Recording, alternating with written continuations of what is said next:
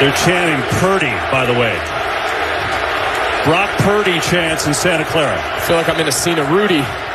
Come on, man. You got Larry June in the building. You listen to the Morning Roast, and we're doing numbers, man. Good job, Morning Roast. Sock it to me. Hey. Yee!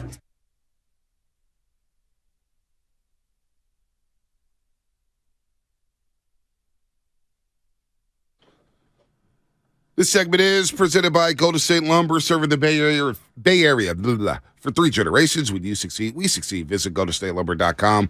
We're talking Niners all day. 888-957-9570. Purdy may be legit. They're chanting Purdy, by the way.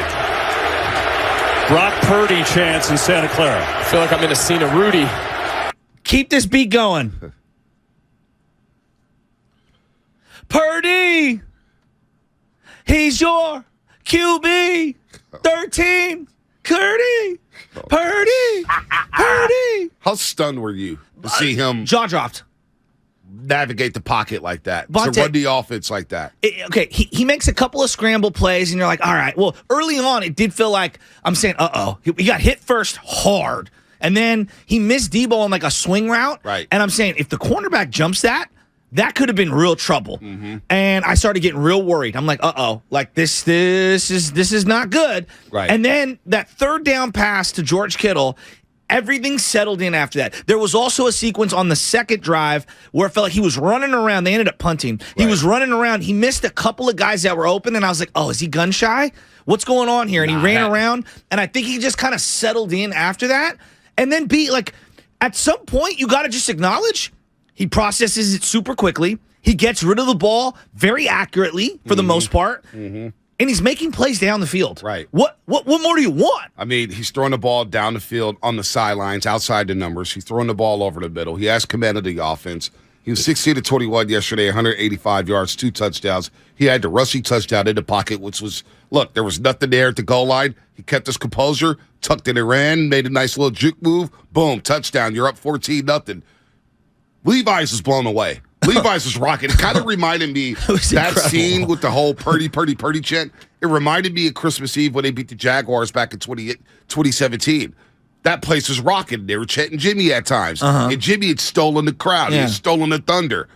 But Purdy yesterday, where people were just kind of looking around like, what in the hell is going on here? What is going on with number 13? You've been to a lot of Niner games, as have I. I was telling Joe, like, in my going to games, Jerry. Right. I remember that chant. I'll never forget that. We chanted for BY, but there wasn't a chant, right? We chanted for him when he was getting hoisted up in his final game in 2007, okay? And then, obviously, Derek Carr's brother, David Carr, people were chanting for, but that was like, it was different. It was like chanting for a replacement of Alex Smith. Bosa in the playoff game. Against Minnesota. When he got hurt and he was laying on his back. Yep. And then this Purdy one. I wasn't there for the Jimmy Jacksonville. Yeah, Jacksonville. Chance. It was rocking like that. It felt like something was special, something magical was happening with Jimmy Garoppolo. So, am I missing any other chants? Also, I don't know about any chants, but the feeling I had, feelings like that, with Purdy lighting it up.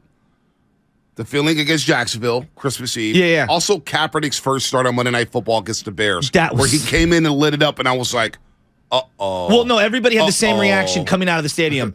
This feels real. Yeah. It feels real. This feels like you can't go back to Alex Smith. That's what I'm saying. And now with Purdy, there's no Jimmy Garoppolo. He's out for the year. Well, they have no other options. Trey Lance is done, so now it opens up, training camp's going to be wild next year with Purdy and Trey Lance. I'm not even there yet. You know what? Let the best man win. Well, and right now, Purdy looks like the best man. Well, this is what I wanted last year. I wanted Trey Lance to compete with Jimmy Garoppolo. Now, I believe Trey Lance would have beat out Jimmy Garoppolo in training camp.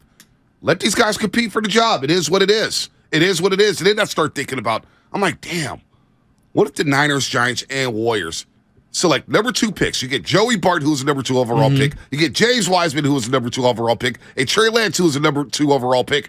What if none of them work out? Which would be insane. That might totally be plausible, B. I mean, at this point, right now, from what we've seen in the part, like a start and almost a whole game, Brock Purdy looks way better than Trey Lance did, at least in his first couple of games. Now, I will say, was the game plan different? Was the play calling this would be different? my counter to you.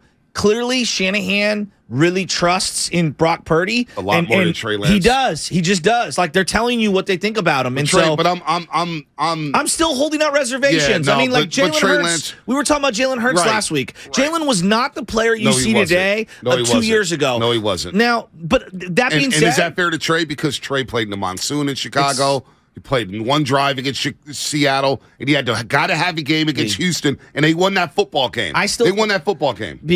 I think both can be true for me. Both can be true. I am loving what I'm seeing from Brock Purdy. Right now, he's got the upper hand on Trey.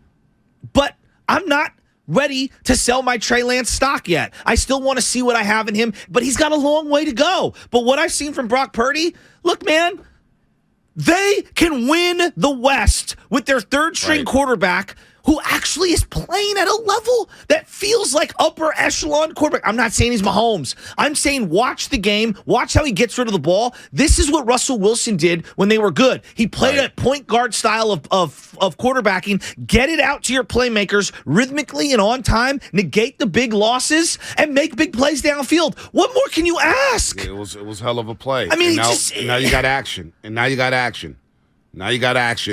In the last 4 games. It's a hat and T-shirt game Thursday night against Seattle. He wins at Seattle, B, and they win the West. Now we set up the playoffs. The Brock train is chugging along. Brock train, there's no room on the Brock train. Well, I'm throwing logs in there. There's no room on the Brock train. Again, I'm going to take it week by week. I was very impressed yesterday. I'm taking it week by week. I might be the conductor. Because look, he looks way better than Mullins. Oh, yeah. No, Larry Kruger's a conductor. You can't be the conductor. Okay. You're No, fair enough. I'm talking about hopping on the bandwagon. Right. He was kind of the originator of the train. Right. I'm hopping on the bandwagon. I'm trying to go from the caboose to the – what's the front?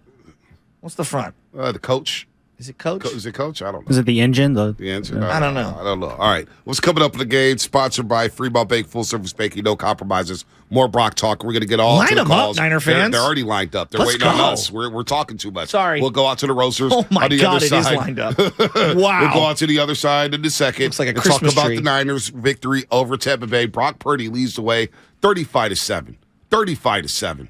Jeez, and I was talking to Slater Saturday thinking the game was going to go under. He's like, I love the under. I was like, I do too. Anthony Slater? Yeah. Well, the under didn't hit.